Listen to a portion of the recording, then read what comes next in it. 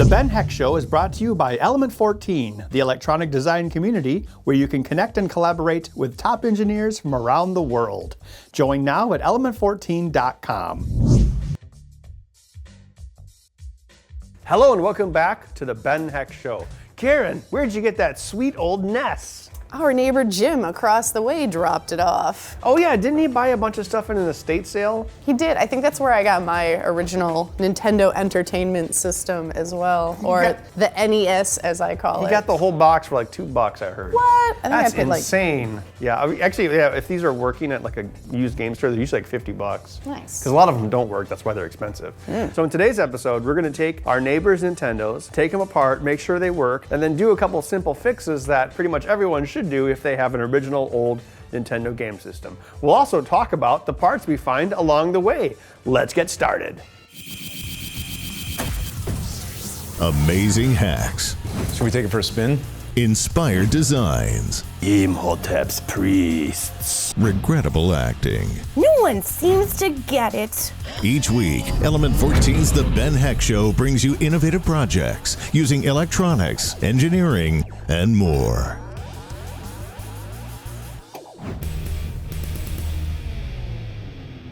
So we got this box of goodies from Jim Henson across the street. He's the fellow who helped us with the plant project. And well, I'm gonna test these out to see if they work, first of all. And then I'll rip them apart and we'll get to mounting them. Cool, it's all connected. TV's on, powered up. Super Mario Duck Hunt, it's working. One player, start. World 1, oh yeah, it's working, cool.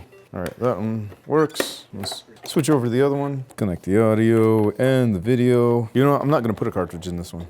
And look, it blinks. Let's see. How about Teenage Mutant Ninja Turtles 3, The Manhattan Project? Try blowing it. That was fun. All right. Whoa, look at that. Teenage Mutant Ninja Turtles. Cool. So that works. Reset works. So what I'm going to do is disable the lockout chip. The lockout chip manages the reset because all these cartridges, inside them, they have a pin that interfaces with that. And what the lockout chip does, if it doesn't get the right signal, it'll just make the system keep restarting. Now I'm gonna start taking these apart. Oh, customer service warranty and repair. I'm gonna call that number.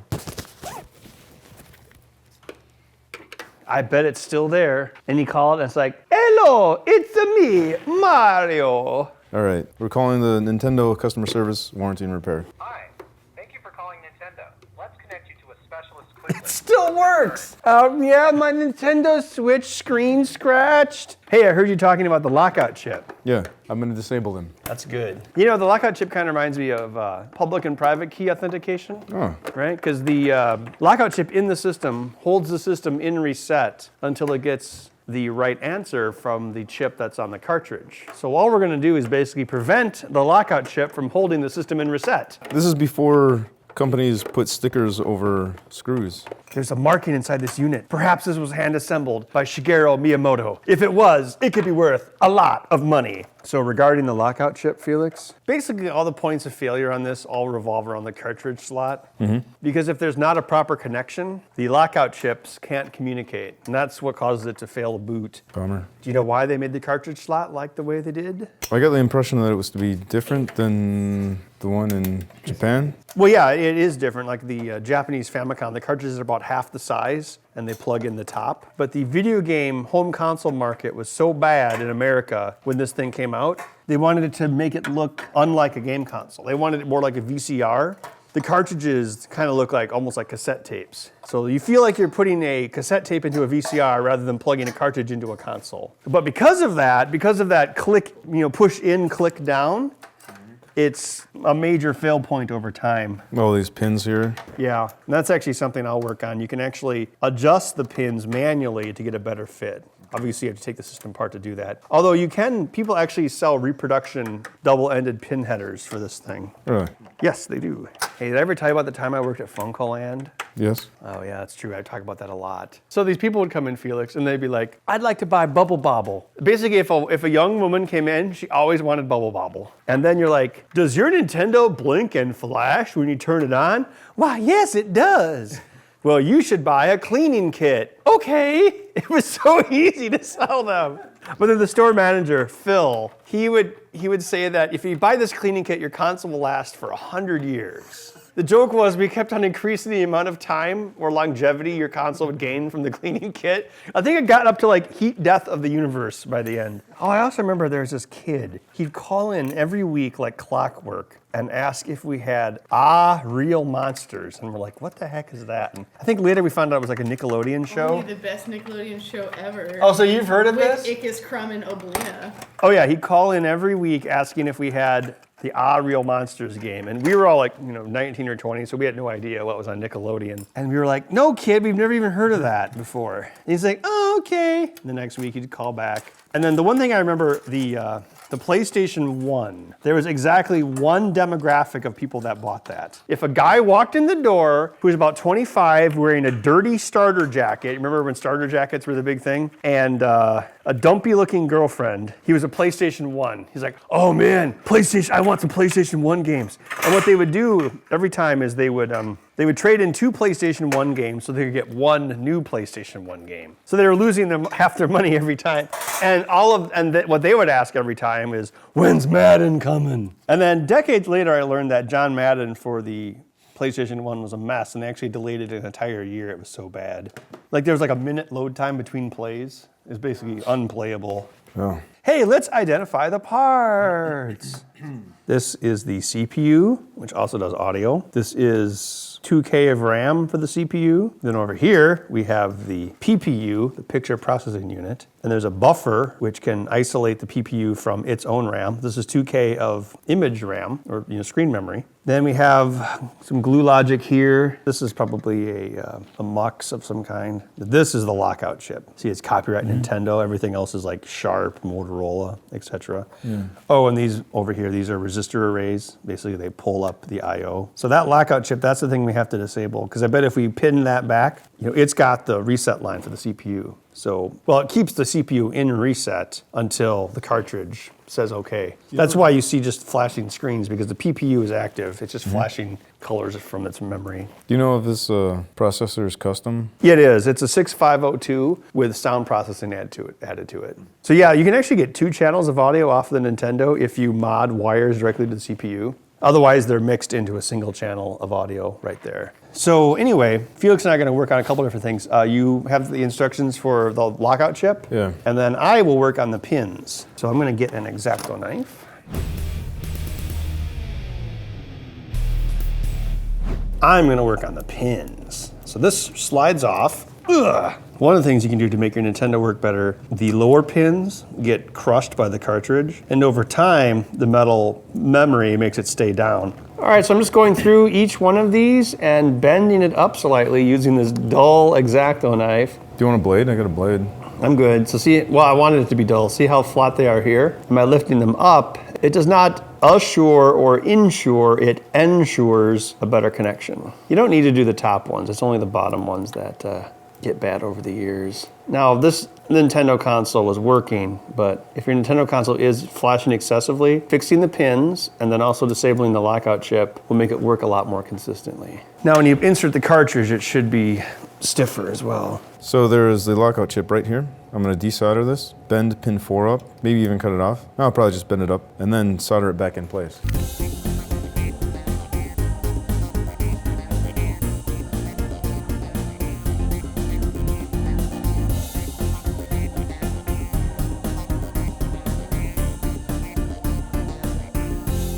Okay, so pin 4 needs to be disconnected and brought to ground. Well, the instructions say you can disconnect pin 4 and it'll still work, but optionally you can tie it to ground. Seems like a better, and that's what you've done? Yeah, that seems like a better thing. Because what's the rule about leaving pins floating?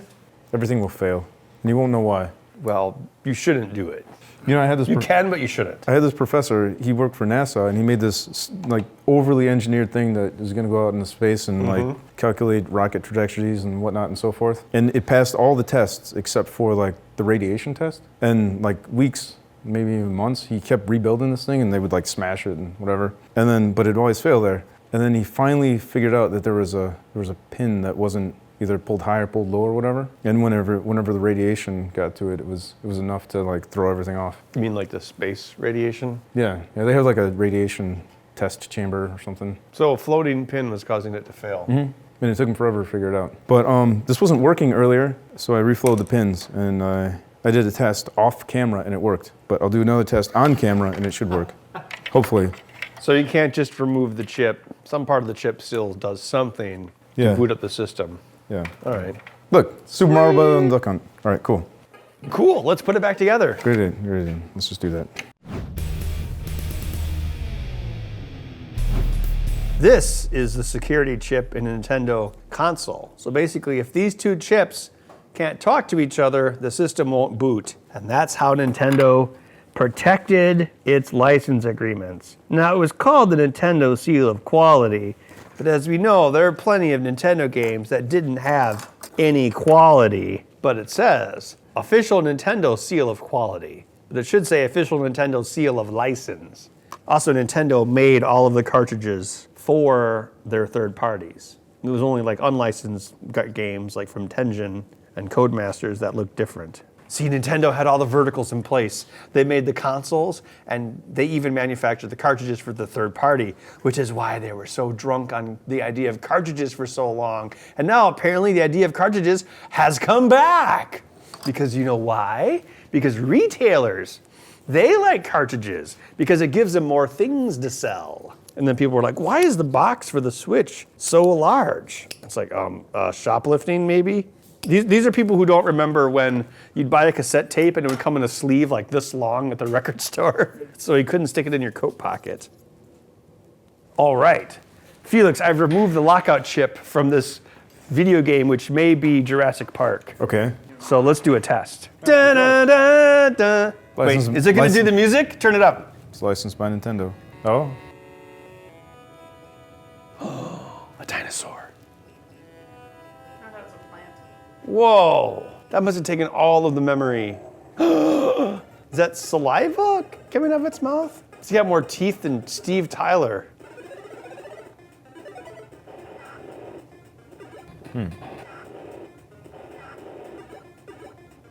Well, Felix, by removing the lockout chip from this Jurassic Park game and sticking it into the Nintendo that's had its lockout chip disabled, we have proven that now you can play any unlicensed games you want on this Nintendo. Well then, cool.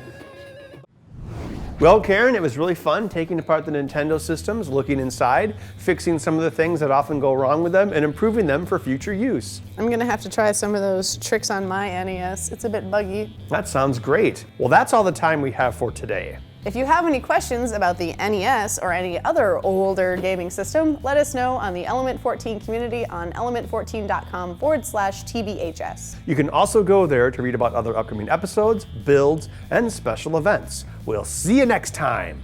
Hey, we should play Battletoads. Warhorse. Spread no friends.